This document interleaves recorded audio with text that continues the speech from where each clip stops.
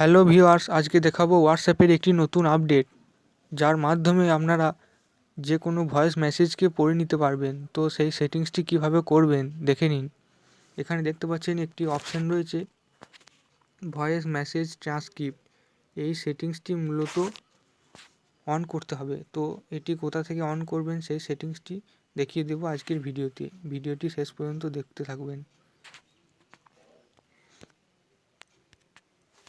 প্রথমে হোয়াটসঅ্যাপটি ওপেন করে নেবেন। এরপর ওপরে দেখতে পাচ্ছেন থ্রি ডট রয়েছে, এখান থেকে থ্রি ডটে চলে যাবেন। এখান থেকে থ্রি ডট, এরপর এখান থেকে থ্রি ডটে যাওয়ার পর সেটিংসে চলে যাবেন।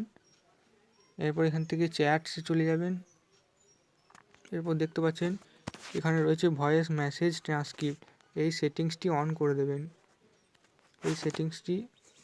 দেবেন। এরপর নিচে দেখতে পাচ্ছেন ট্রান্সক্রিপ্ট ল্যাঙ্গুয়েজ। এটি ল্যাঙ্গুয়েজটি সিলেক্ট করে নেবেন এখান থেকে। এরপর ব্যাক করে বেরিয়ে চলে আসবেন। এরপর দেখতে পাচ্ছেন এখানে একটি ভয়েস মেসেজ রয়েছে। এই মেসেজটি কিভাবে টেক্সটে কনভার্ট করবেন দেখে নিন।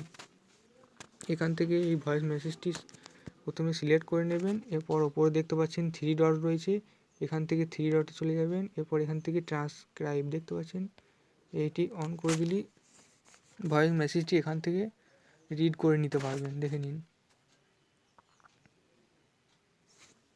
দেখতে পাচ্ছেন ভয়েস মেসেজটি এখানে পড়ে নিতে পারবেন। কি লেখা রয়েছে, হ্যালো হাউ আর ইউ, এই ভয়েস মেসেজটাতে।